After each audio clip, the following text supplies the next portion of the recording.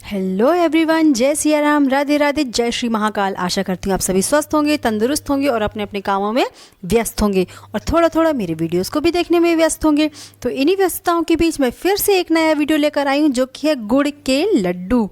और ये ठंड में ज़्यादातर घरों में बनते हैं और जब न्यू बेबी कोई आता है घर में तब तो बनते ही हैं उनकी माताओं के लिए। और उसके साथ ही रामनवमी, जन्माष्टमी के पर्व पर ये अधिकतर घरों में बनते हैं। तो देखिए इसके लिए मैंने क्या क्या लिया है। आप जो और एक्स्ट्रा ऐड करना चाहें तो आप अपने से भी कर सकते हैं, लेकिन मैं बता रही हूँ काजू, मखाने और बादाम लिया है और खसखस के दाने लिए हैं। हमारे यहाँ इसको पोस्ता दाना बोलते हैं। आप लोग भी बताइए आप सभी के यहाँ क्या बोलते हैं इसको। और सौंठ ली है और गुड़ लिया है। गुड़ 1 किलो से थोड़ा सा कम है और 150 ग्राम काजू बादाम और मखाना भी उतना ही लिया है। और खसखस तो बहुत ही थोड़ा सा लिया है, लगभग 50 ग्राम लिया है। तो ये देखिए मैंने घी डाल दिया है कढ़ाई में। घी जैसे ही गर्म होता है उसमें मैं सबसे पहले काजू को रेड होने तक, एकदम बहुत ज़्यादा तो नहीं लेकिन हाँ ब्राउनिश रेड होने तक मैं उनको फ्राई कर लूँगी। तो ये देखिए, और ये ज़्यादातर लोगों को पसंद आते हैं। जो खाते हैं उनको तो पसंद ही है, जो नहीं खाते देखते उनका भी मन हो जाता है ये लड्डू खाने का। तो मैंने सोचा कि मैं बना लेती, क्योंकि मौसम भी ठंडा है बारिश की वजह से। तो ये शीत वगैरह में, घर में अगर किसी को शीत हो तो ये लड्डू वगैरह खिला दो तो उसमें आराम मिलता है। ये देखिए काजू रेडिश होने शुरू हो गए हैं। इनको ये मैं बहुत अच्छे से घी में भून लूँगी। ये देखिए शुद्ध घी में ही भूनते हैं इनको, क्योंकि पूरा काम इसमें घी का ही होता है। घी से ही तो होता है, जो न्यू बॉर्न बेबी की माता है उनको ताकत मिलती। घी, काजू, बादाम ये सारी ताकत वाली चीज़ें हैं। और खसखस तो बहुत ही ज़्यादा ताकतवर होता है। ये देखिए, तो अभी तो मैं नॉर्मली ऐसे ही बना रही हूँ क्योंकि शीत है, बाकी कोई ओकेशन नहीं। जन्माष्टमी में बनाने का सोचा था मगर नहीं बना पाई थी, फिर मैंने बाहर से ही ऑर्डर कर लिया था। ये देखिए ये काजू हो चुके हैं। काजू के बाद मैं बादाम भी फ्राई कर लूँगी। बादाम तो वैसे ही ब्राउनिश होते हैं तो पता कैसे चलेगा। तो बहुत अच्छे से जब हो जाते हैं तो कुरकुरे कुरकुरे से इनसे आवाज़ आने लगती है जब हम लोग चलाते हैं कढ़ाई में, तो पता चल जाता है कि हाँ ये हो चुके हैं। शुरू में हम करेंगे उतनी अच्छी आवाज़ नहीं आएगी, लेकिन जब ये फ्राई हो जाते हैं तो इनसे, जैसे हम लोग सलोनी वगैरह, वो नमक के पारे वगैरह जो करते हैं ना, तो उनमें से जब वो फ्राई हो जाते हैं अच्छे से तो उनमें से जब हम चलाते हैं कढ़ाई में तो आवाज़ आने लगती है। तो वही आवाज़ आने लगती है इनसे। तो मेरे बादाम भी लगभग भुनकर तैयार ही हो गए हैं। ये देखिए सारा काम घी का है। घी वैसे तो मुझे बहुत पसंद है, मैं तो सूखा भी पसंद करती हूँ घी, रोटी में, दाल में, लेकिन कभी कभी सूखा भी ऐसे ही अच्छा लगता है। बचपन से घर में बनता था, मेरी मम्मा बनाती थी। तो ये देखिए बादाम भी भुनकर तैयार हो चुका है। बादाम हो चुका है, काजू हो चुका है। अब बारी आती है मखाने की। तो सारे मखाने में ये देखिए लगभग 100 से 125 ग्राम तक के मखाने हैं। मैं इनको भून लूँगी बहुत अच्छे से।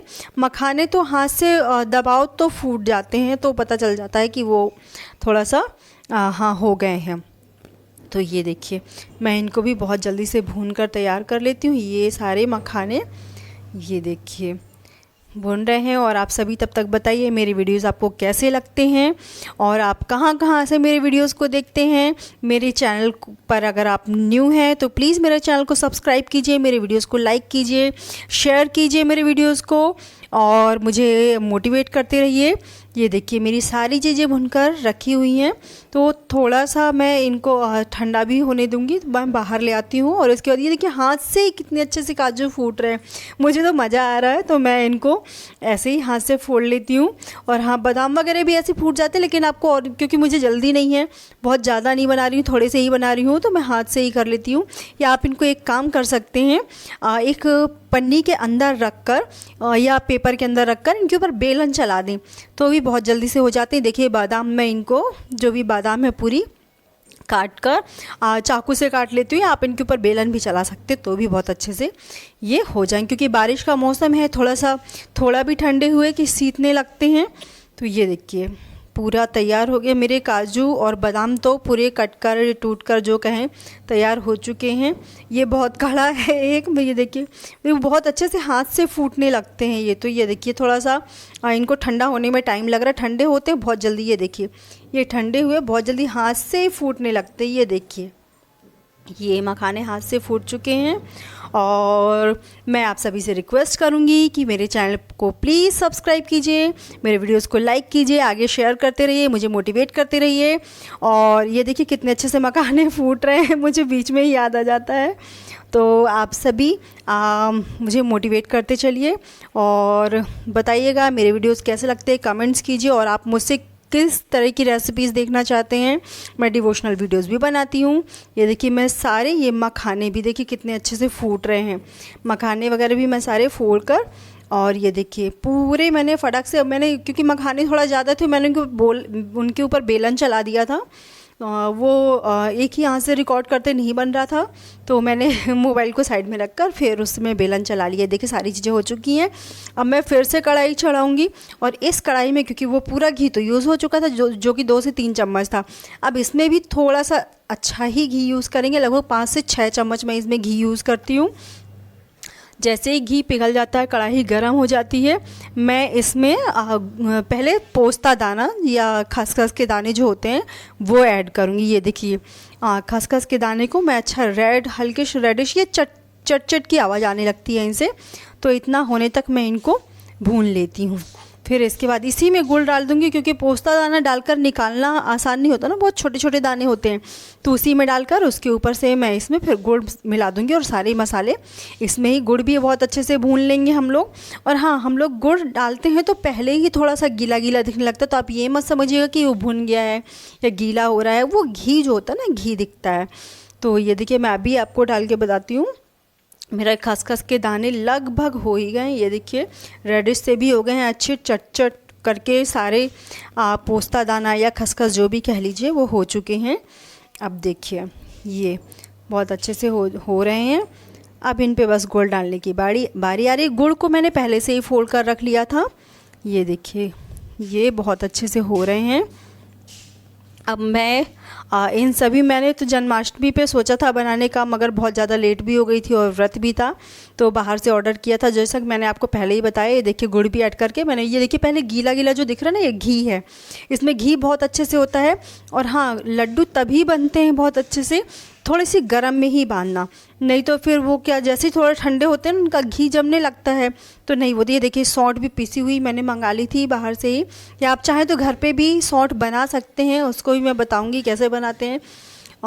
तो ये देखिए गुड़ लगभग हो चुका है पूरा। इसमें मैं मसाले डाल देती हूँ सारे, जितने मैंने फोड़ कर और भून कर रखे हैं। ये देखिए ये सारे मसाले कढ़ाई में ही मिला लेंगे हम लोग। या कई लोग ऐसा भी करते हैं कि गुड़ को भून कर निकाल लेते हैं और उसके बाद एक बड़े परात, हम लोग बोलते हैं, बड़ी थाली जो होती है जिसमें आटा वगैरह गूंथते हैं उसको परात बोलते हैं, तो उसमें डालकर, ये देखिए उसमें डालकर मिला लेते हैं कई लोग। मैं तो कढ़ाई में, क्योंकि थोड़ा सा है ये, तो कढ़ाई में ही मिला लेती हूँ। ये देखिए सारी चीज़ें बहुत अच्छे से मिला लूँगी। और हाँ, जिस थाली पे मुझे निकाल कर रखना है प्लेट में, उसमें मैं थोड़ा सा घी लगा लेती हूँ ताकि वो इसमें चिपके ना रह जाए। वैसे तो गुड़ में ही बहुत घी है लड्डुओं में के मसाले में, तो वो चिपकेंगे नहीं, लेकिन फिर भी रिस्क क्यों लेना। तो ये देखिए हमारे ये गुड़ के लड्डू, और हल्का सा, एकदम बहुत गर्म भी नहीं होना चाहिए कि हाथ जल जाए, लेकिन हाँ उनमें हल्की गुनगुनाहट होनी चाहिए। ये देखिए बहुत अच्छे से बन रहे हैं लड्डू। ये देखिए ये बहुत अच्छे, वो हाथ में ही इतना घी लग चुका है, तो घी बहुत अच्छा भर भर के होता है। मैं सारे लड्डू बांधकर, और मेरे घर में गुड़ के लड्डू बहुत पसंद किए जाते हैं, इसलिए मैंने अभी, और मौसम की ठंडक की वजह से बनाया है, वरना ऐसे कहाँ किसी को सोचता है कि थोड़ा सा ये टफ़ ही होता है लड्डू वगैरह बनाना, तो वो कर नहीं पाते हम लोग। ये देखिए ये लड्डू बन रहे हैं और बहुत आसानी से बन रहे हैं, हाथ में चिपकता भी नहीं है। हाँ, थोड़ा सा चिपकने लगेगा तो आप समझ जाना कि आपका जो मसाला है वो ठंडा हो चुका है, तो उसको एक बार दोबारा गर्म करना पड़ेगा। तो इसके लिए आप एक काम करना, एक साइड में जमाना और एक साइड से ही आप वो करते जाना। ये भी नहीं कि कहीं से भी उठाया गुड़ या मसाला और लड्डू बनने लगे, एक किनारे से, ताकि वो जो जमा हुआ पार्ट रहेगा ना वो अपने आप ही गर्म रहेगा। तो और ठंडक में मत करिएगा, जैसे पंखे के नीचे बैठ जाते हैं हम लोग। ये तो मैं थोड़ा सा आराम से बैठी हूँ, लेकिन फिर भी कई बार कई लोग पंखे के नीचे बैठ जाते हैं अपना आसानी के लिए। ये देखिए बहुत अच्छे से लड्डू बन रहे हैं, इनमें कोई दिक्कत नहीं जा रही है, क्योंकि अभी थोड़ा ये गुनगुनाहट है।